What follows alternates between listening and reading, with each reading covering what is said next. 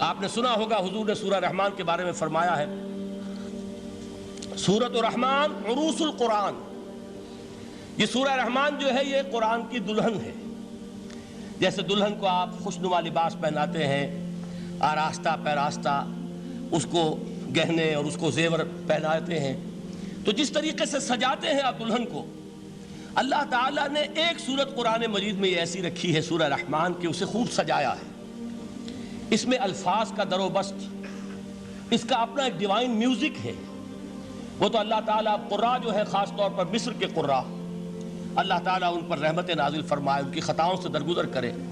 جس طرح قرآن کے انٹرنسک میوزک کو انہوں نے واضح کیا ہے، واقعہ یہ ہے کہ اگر یہ لوگ نہ ہوتے، شیخ عبد الباسط محمد عبد الصمد، شیخ محمود خلیل الحصری، یہ لوگ کہ جنہوں نے قرآن کے اس غنا، میوزک، یہ لفظ جو ہے آپ حیران نہ ہو کہ میں یہ کوئی شاید توہین کر رہا ہوں قرآن کی، حضور نے یہ لفظ استعمال کیا ہے، تغنو، اس قرآن کو اچھی سے اچھی خوشلحانی کے ساتھ پڑھو۔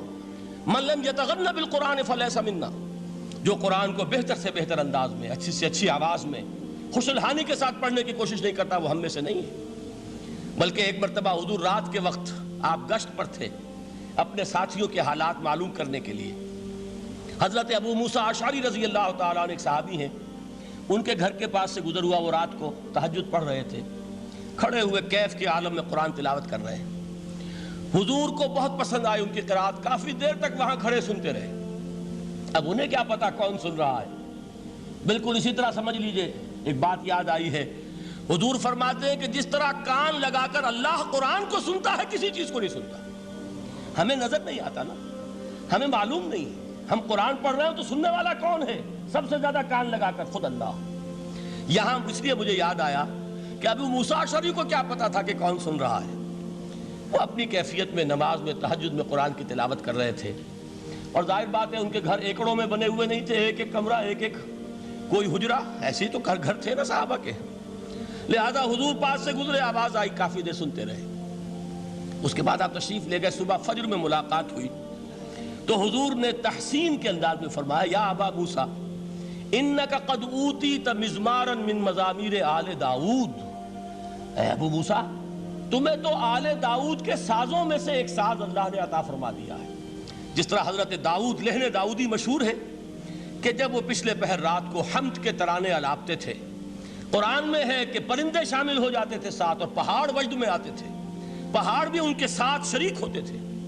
تو جس طرح کا اللہ نے ان کو لہن عطا فرمایا تھا، حضور نے تحسین کے انداز میں فرمایا، ہے ابو موسیٰ اشعری، اللہ نے تمہیں بھی آل داؤد کے سازوں میں سے ایک ساز عطا فرمایا۔ بہرحال قرآن مجید کا جو یہ میوزک ہے، قرآن کے الفاظ کا جو حسن ہے، جہاں تک حسن معنوی ہے وہ تو ہر لفظ میں ہے، لیکن یہ حسن ظاہری، حسن صوتی، حسن لفظی، یہ اپنے کلائمیکس پر آپ کو نظر آئے گا سورہ رحمان میں۔ لیکن قرآن میں یہ سورت اس اعتبار سے بھی ممتاز ہے، اس کی 4 آیات پر ذرا توجہ کریں گے، عجیب حقائق سامنے آئیں گے۔ جہاں یہ قرآن مجید کے حسن صوت اور حسن لفظی کی معراج ہے، وہیں اس کی پہلی 4 آیات میں 4 چوٹی کی چیزوں کا ذکر ہے، سب سے اونچی چیزیں۔ پہلی آیت کیا ہے؟ الرحمن، ایک آیت ہو گئی۔ رحمان کیا ہے؟ اللہ کا نام ہے۔ کبھی آپ نے غور کیا اللہ کے ناموں میں سب سے پیارا نام کون سا ہوگا؟ رحمان۔ کیوں؟ اس کا مادہ کیا ہے؟ رحمت۔ ہمیں سب سے بڑھ کر جس چیز کی ضرورت ہے وہ کیا ہے؟ رحمت خداوندی۔ نام اچھی طرح سن لیجئے اس حضور کے قول کو۔ حضور فرماتے کوئی شخص جنت میں مجرد اپنے عمل کی بنیاد پر داخل نہیں ہو سکے گا جب تک کہ رحمت خداوندی دستگیری نہ کرے۔ کسی صحابی نے بڑی ہمت اور جرأت کا ثبوت دیا کہ پوچھ لیا، کیا حضور آپ بھی؟ جب آپ نے فرمایا کوئی شخص داخل نہیں ہو سکتا جنت میں محض اپنے عمل کی بنیاد پر جب تک کہ رحمت خداوندی جو ہے وہ دستگیری نہ فرمائے۔ پوچھا گیا کیا آپ بھی؟ آپ نے فرمایا ہاں میں بھی۔ آپ انداز کیجئے کہ اگر محمد الرسول اللہ بھی رحمت خداوندی کے ضرورت مند ہوں تو تاب دیگراں چے رسد، ہماری تو سب سے بڑی ضرورت رحمت خداوندی ہے۔ اب یہ رحمت جو ہے قرآن مجید میں اللہ تعالیٰ کی یہ شان 2 الفاظ کے ذریعے سے آتی ہے، رحیم اور رحمان، اور کوئی مادہ نہیں ہے جس سے 2 نام بنتے ہوں اللہ کے۔ لیکن یہ مادہ ہے واحد رحمت کا کہ جس سے رحمان بھی ہے رحیم بھی ہے۔ رحیم صفت مشبہ ہے، رحمت دائم ہو جائے گی، مستقل ہوگی تو رحیم کہیں گے۔ اور رحمان، اس میں رحمت کی ہے وہ شان ہے کہ جیسے ٹھاٹھے مارتا ہوا سمندر ہو، ہیجان کی کیفیت، طوفانی کیفیت، رحمت خداوندی کا طوفانی جوش، وہ ہے رحمان۔ آپ تو رہتے اس علاقے میں ہیں، آپ کو معلوم ہے عرب اگر بھوکا مرا جا رہا ہو تو کیا کہے گا؟ انا جوعان۔ پیاسا مرا جا رہا ہو انا عطشان۔ بہت غضبناک ہوگا غضبان، غضبان آصفہ قرآن میں آیا ہے، بہت غضبناک۔ رحمان جس کی رحمت جو ہے جوش میں ہے، ٹھاٹھے مارتے ہوئے سمندر کے مانند۔ تو یہ اللہ تعالیٰ کے ناموں میں سب سے پیارا نام۔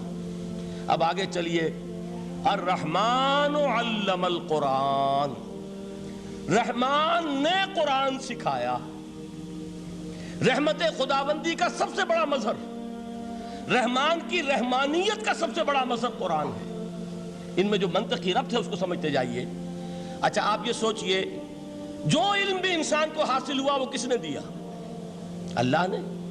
سائنس کا علم کس نے دیا؟ اللہ نے۔ علم آدم الاسماء کلہا، وہ علم الاسماء جو حضرت آدم کو دے دیا گیا تھا ازل میں، یہ اسی کا ظہور ہے، یہ اسی کی ایکسفولیشن ہے جو ہو رہی ہے اور ہوتی رہے گی ابھی۔ اور دوسرے علم ہے وہ کس نے دی؟ اللہ نے دی۔ لا یحیطون بشیء من علمہ الا بما شاء، مخلوق میں سے کوئی اللہ کے علم میں سے کسی شے کا احاطہ نہیں کر سکتا مگر وہ جتنا اللہ دینا چاہے۔ لیکن یہ کہ تمام علوم میں چوٹی کا علم قرآن۔ نوٹ کرتے جائیے، اب چوٹی کی چیزیں جمع کیجئے۔ اللہ کے ناموں میں چوٹی کا نام رحمان، اللہ نے جو کچھ انسان کو سکھایا اس میں چوٹی کا علم قرآن۔ خلق الانسان، انسان کو پیدا فرمایا۔ سوال یہ کہ حیوانات کو کس نے پیدا فرمایا؟ آسمان کس نے پیدا کیے؟ زمین کس نے پیدا کی؟ فرشتے کس نے پیدا کیے؟ کیا مطلب خلق الانسان؟ اس کی تمام مخلوقات میں اس کا کلائمیکس، اس کی تخلیق کی معراج، اس کے تخلیق کا نقطہ عروج انسان ہے۔ یہ ہے کہ جو مسجود ملائک بنا ہے۔ وَلَقَدْ كَرَّمْنَا بَنِي آدَمَ وَحَمَلْنَاهُمْ فِي الْبَرِّ وَالْبَحْرِ وَرَزَقْنَاهُمْ مِنَ الطَّيِّبَاتِ وَفَضَّلْنَاهُمْ عَلَى كَثِيرٍ مِّمَّنْ خَلَقْنَا تَفْضِيلًا۔ تو تخلیق میں سب سے اونچی تخلیق انسان کی، علموں میں سب سے اونچا علم قرآن کا، اللہ کے ناموں میں سب سے اونچا نام رحمان۔